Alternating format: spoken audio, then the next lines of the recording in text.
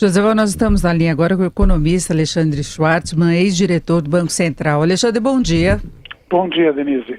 Bom, Alexandre, precisamos avaliar o que está acontecendo com o mercado brasileiro, né? Nós tivemos na semana passada uma turbulência total. Na sexta-feira, o dólar comercial aqui no Brasil chegou a ser negociado a R$ 3,45, no pior momento R$ 3,50, encerrou em R$ 3,39. Com interferência do Banco Central, que voltou a oferecer os swaps, uma venda futura da moeda, tentando dar liquidez, proteção para o mercado. Agora, no exterior, nós tivemos alguns mercados com um comportamento mais positivo, inclusive bolsas nos Estados Unidos. E a bolsa aqui no Brasil cai mais de 8% no mês, caiu 3,3% na sexta-feira. Você acha que o Brasil pode sofrer mais a influência de qualquer turbulência que haja no exterior, até em função das eleições de Trump? Acredito que sim, Denise.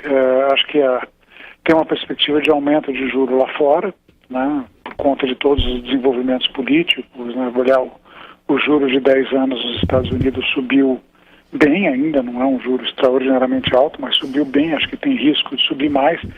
E aquele movimento que o Banco Central chamava de interregno benigno, né, de taxa de juros muito baixa, etc., ele está se mostrando mais curto do que se imaginava e menos benigno do que se imaginava. Então, acho que põe mais pressão para que o país faça a sua lição de casa o mais rápido possível, né?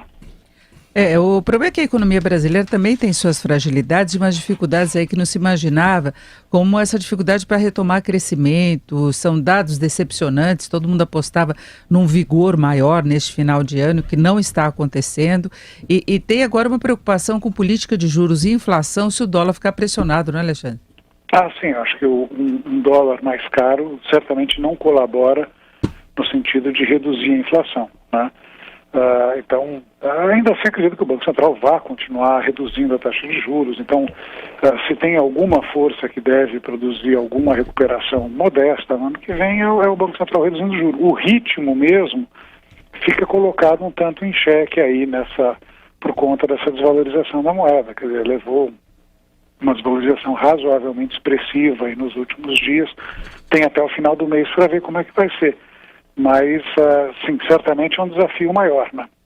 Agora, em relação à gestão da economia como um todo, Alexandre, agora o governo tem que ver como lida com essa situação gravíssima dos estados, não é? Uma situação de desequilíbrio fiscal total, que tem implicações para a sociedade também, pode ter implicações sobre a atividade, e tem o problema fiscal do próprio governo, não é?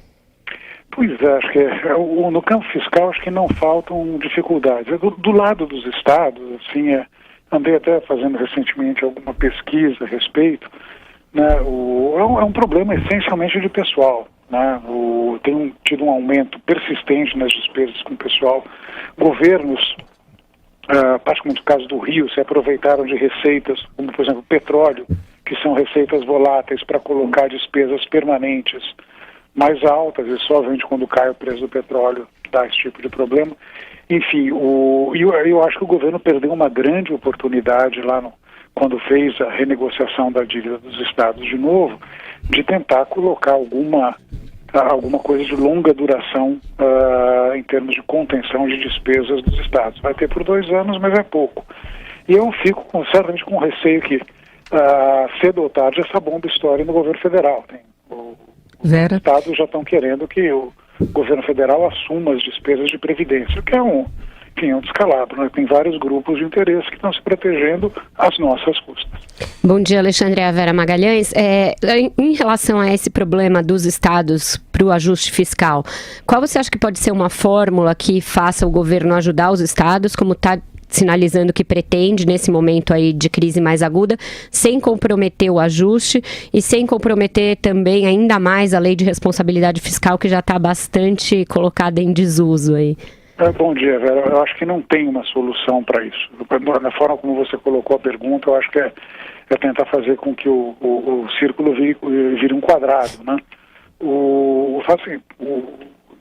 o governo federal for ajudar os estados, né, ele vai prejudicar ainda mais as suas finanças. O dinheiro, quer dizer, o nível de gasto do setor público no Brasil, estou falando de gasto primário, né, pelos dados do próprio Tesouro, está em quase 40% do PIB, 38% do PIB. Há 2 anos era 33%, 34%. Então, tem ocorrido um aumento persistente do gasto público, mesmo nesse período que se diz que é de ajuste fiscal. E os estados estão contribuindo. Então não tem muito o que fazer, tem que fazer com que os estados parem de gastar. O problema quando você coloca o pessoal para dentro é um contrato de longo prazo. Botou um funcionário aqui, ele vai ficar com você até ele se aposentar e depois, porque tem que pagar a aposentadoria. Então eu tenho ficado muito pessimista quanto à possibilidade dos estados se ajustarem. Infelizmente é isso. Eu acho que pode ser que a solução, entre aspas, acabe sendo uma federalização dessa coisa, mas aí não resolve aquele outro lado do problema que você pôs. Como é que faz isso sem comprometer as finanças federais? Eu acho que não tem como. Obrigada. Tá certo, nós conversamos com Alexandre Schwartzman, diretor do Banco Central, economista. Alexandre, muito obrigada, uma boa segunda-feira para você. Boa segunda-feira, bom feriado a todos.